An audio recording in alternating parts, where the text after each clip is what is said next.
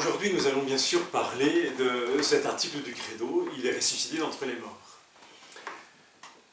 Voyez, le catéchisme de l'Église catholique nous dit, tout à fait raison bien sûr, qu'il y a comme deux dimensions dans cette résurrection. Il y a une dimension historique et une dimension qui échappe à l'histoire. La résurrection, c'est un événement d'abord qui est historique, qui est inscrit dans la chair de ce monde, j'allais dire. Pourquoi est-ce qu'on peut dire que c'est un événement historique et non pas quelque chose de mythologique? On peut le dire à plusieurs indices. D'abord, premier indice, le tombeau vide. Les apôtres ont trouvé le tombeau vide.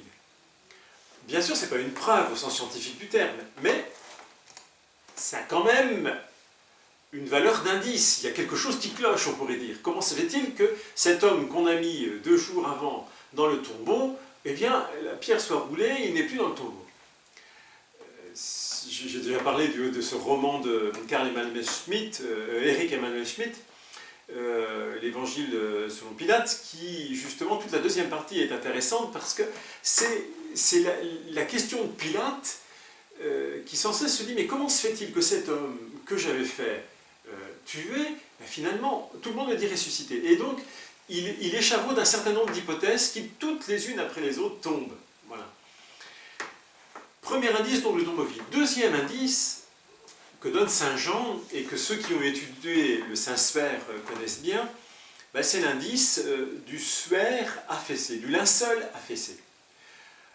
L'évangile de Saint Jean dit que lorsque Pierre et le disciple bien-aimé sont arrivés au tombeau, le disciple de bien-aimé vit le linceul affaissé. Un peu comme, si vous voulez, comme dégonflé. Comme si le corps avait disparu, mais le linge était resté là. Imaginez un homme qui se lève de sa couche, qui a un drap sur lui, le drap il descend. Ou bien il se l'enlève. Mais là, c'est comme si le drap était resté tel quel, comme si le corps était toujours là, sauf qu'il n'était plus là. Étrange, bizarre. Un deuxième indice. Bien sûr, l'indice le plus important, c'est même plus qu'un indice, ben, ce sont les apparitions du Christ. Si nous n'avions eu que le tombeau vide, nous aurions pu toujours nous demander, mais est-ce qu'on ne l'a pas pris? Est-ce qu'on ne l'a pas enlevé? Etc. etc. Est-ce qu'il était bien mort? Là, c'est le Christ lui-même, c'est-à-dire celui qui manquait au tombeau, qui apparaît. Donc on sait qu'il est là. Il apparaît qui? Il apparaît d'abord aux femmes, aux saintes femmes, qui vont devenir les premières annonciatrices de ce message pascal. Et puis ensuite les apôtres. Les apôtres, d'abord à Pierre, puis aux 12. Dans Luc 24, 34, 36, c'est bien vrai, le Seigneur est ressuscité, il est apparu à Simon. Donc vous voyez, c'est même le témoignage de Simon qui devient essentiel à notre foi. Pierre et les apôtres sont vraiment les grands témoins de la résurrection. Vous voyez, quand il s'est agi de remplacer Judas parmi les apôtres, parce qu'il fallait toujours 12 apôtres, le principe a été de prendre un homme qui avait connu le Christ depuis son baptême jusqu'à sa résurrection. C'est-à-dire quelqu'un qui soit capable de dire « Ouais, mais je l'ai vu ressusciter et c'est bien le même que celui que j'ai connu pendant 3 ans. J'ai marché avec lui, je l'ai suivi, je m'ai été envoyé par lui. C'est bien le même. » Donc il y a bien identité entre le crucifié et le ressuscité. Notre foi à la résurrection, vous voyez, elle repose sur la foi que nous donnons à ces premiers témoins qui sont les apôtres. Ces hommes concrets qui ne s'en sont pas laissés compter. Parce que vous imaginez bien, ces hommes-là, la déception qu'ils ont pu avoir avec la passion. Ils avaient suivi pendant 3 ans un homme, pensaient que ça allait être celui qui allait libérer Israël, pour le moins, ou tout au moins le Messie, ou tout au plus le Messie. Et voilà que cet homme-là se laisse emprisonner alors qu'il pouvait ameuter le peuple derrière lui et soulever une révolte, et il n'en a rien fait. Il a préféré se laisser arrêter, crucifié, et il a été mis au tombeau. Imaginez la déception de ces hommes, et plus que la déception, la désespérance sans doute. Donc on ne leur en fait pas à croire. voyez, il est intéressant d'ailleurs de voir que la première attitude des apôtres, la première réaction des apôtres, c'est le doute. Ils ont été assez échaudés comme ça. Hein. Quand on leur dit, quand les femmes disent le Christ est ressuscité, ils ne croient pas, les femmes. Même lorsqu'ils voient le Christ ressuscité, ils doutent encore. Certains doutaient encore le jour de l'Ascension, mais le soir de Pâques, plutôt 8 jours après, Thomas, il doutait encore. Bon. Alors que les autres apôtres l'avaient vu, donc ils doutaient. Donc c'est bon signe cela, c'est très bon signe, et je vous lis ce que dit le catéchisme de l'Église catholique à ce propos, au numéro 643. Loin de nous montrer une communauté saisie par une exaltation mystique, les évangiles nous présentent les disciples abattus, le visage sombre, dit Luc 24, et effrayés. C'est pourquoi ils n'ont pas cru les saintes femmes de retour au tombeau, et leurs propos leur ont semblé du radotage. Quand Jésus se manifeste aux 11 au soir de Pâques, il leur reproche leur incrédulité et leur obstination à ne pas ajouter foi à ceux qui l'avaient vu ressusciter. C'est bon signe ça. Ils résistent. Et c'est pour nous bon signe, parce que s'ils ont résisté, c'est donc qu'il y a eu un événement auquel ils se sont confrontés, qui est un événement auquel ils se sont butés, qui est un événement historique. Numéro 644, même mis devant la réalité de Jésus ressuscité, les disciples doutent encore, tellement la chose leur paraît impossible. Ils croient voir un esprit. Dans leur joie, ils ne croient pas encore et demeurent saisis d'étonnement. Luc 24, toujours. Thomas connaîtra la même épreuve du doute.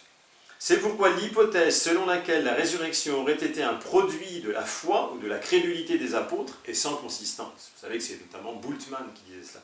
Bien au contraire, leur foi dans la résurrection est née sous l'action de la grâce divine, de l'expérience directe de la réalité de Jésus ressuscité.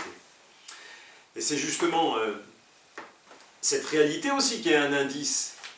Jésus, ce n'est pas un esprit, Jésus, eh bien, il a un contact avec ses apôtres, qui a un contact, j'allais dire charnel, il mange avec eux. Il leur dit, mais touchez mes mains, mes plaies. Il n'est pas désincarné, il n'est pas déshumanisé. Autrement dit, son corps appartient toujours, d'une certaine manière, à la création, même s'il est déjà transfiguré. C'est-à-dire même s'il est rempli de cette puissance divine qui en fait un corps glorieux. Vous voyez, autre indice, c'est qu'il n'y a pas simplement les femmes, les apôtres qui ont rencontré le Christ ressuscité, mais Saint Paul dit qu'il y a même eu 500 personnes à la fois. Vous trouvez toujours ça dans 1 Corinthiens, chapitre 15, versets 3 à 4. 500 personnes à la fois, dont, dit Saint Paul, la plupart vivent encore. Quand il écrivait cela, c'était en l'an 56, donc 20 ans après la mort et la résurrection de Jésus, 20 ans après les faits. Donc, il avait pu se renseigner, aller leur parler à ces 500 témoins. Donc, vous voyez, il faut vraiment dire que la résurrection du Christ, c'est un fait historique. Ceci dit, c'est un fait qui dépasse l'histoire. Pourquoi? Parce que personne n'a assisté à la résurrection. Et les évangélistes ne disent pas ce qui s'est passé dans le tombeau. Ils disent ce qui s'est passé après le tombeau vide et les apparitions du Christ, mais le moment de la résurrection, personne n'était là. Pourquoi? Parce que c'est un événement qui se passe à l'intime de l'amour trinitaire, entre le Père, le Fils et l'Esprit Saint. Le Père ressuscite Jésus dans son humanité qui est descendue au plus bas, et il la glorifie, cette humanité. C'est-à-dire qu'il envoie l'Esprit Saint au plus intime de ce tombeau pour remplir l'humanité du Christ de la puissance divine, une puissance qui le ressuscite. Vous voyez, les premiers chrétiens utiliseront le psaume 1 pour parler de la résurrection de Jésus. Ce psaume 1, c'est celui qui dit « Tu es mon fils, moi aujourd'hui je t'ai engendré ». La résurrection du Christ, c'est le Père qui engendre son Fils incarné à la vie éternelle. Voyez, Jésus, constamment durant sa vie, se reçoit du Père. Il n'y a pas un moment, il n'y a pas une seconde, un millionième de seconde où le Christ est autonome. Il se reçoit constamment de son Père. Et y compris lorsqu'il est au plus profond de la mort et complètement vidé de lui-même, ce qu'on appelle la kénose. Eh bien c'est là, à ce moment-là, quand il est complètement dépossédé de lui-même, vidé de lui-même, dont il a tout donné de sa vie, que le Père le remplit de la vie éternelle. Vous voyez, en faisant cela, le Père confirme ce qu'a dit le Christ tout au long de sa vie, de son rapport avec son Père. On pourrait dire que la résurrection, c'est la signature du Père à la fin de la vie terrestre de son Fils. Il confirme, il dit, c'est bien vrai. Ce que Jésus disait lorsqu'il disait « Personne ne va au Père sans passer par moi. Qui m'a vu a vu le Père. » C'est vrai, je confirme, je signe, c'est mon Fils. Conclusion, ces jours que nous allons vivre sont des jours où nous allons laisser déployer pour nous ce mystère de Pâques, parce que c'est ça le mystère de Pâques. C'est la résurrection du Christ, mais qui se déploie dans le monde entier. Comme si à partir de la chair glorifiée du Christ, eh bien, le monde reprenait vie. Un peu comme une cellule morte qui reprend vie. Et c'est la cellule initiale de ce corps humain, de ce corps de l'humanité qui va se régénérer à partir de la résurrection du Christ. Eh bien, nous verrons cela dans les jours prochains. Vous voyez, je lis le numéro 108 du UCAT. Je me souviens, lorsque je faisais de la catéchèse à des lycéens, j'aimais bien leur poser cette question, est-ce que vous croyez à la résurrection du Christ? La plupart disaient oui. Ensuite, est-ce que vous pensez que vous allez ressusciter? La plupart disaient non. Très étrange, si on croit à la résurrection du Christ, forcément ça doit avoir des conséquences pour notre propre résurrection. La résurrection du Christ, c'est finalement ce début de régénération de tout le corps de l'humanité. Le numéro 108 dit cela, « Puisque désormais la mort n'a plus le dernier mot, la joie et l'espoir sont venus dans le monde, maintenant que la mort n'a plus aucun pouvoir, c'est une citation de Romains 6, 9, sur Jésus, elle a perdu également tout pouvoir sur nous qui appartenons à Jésus. »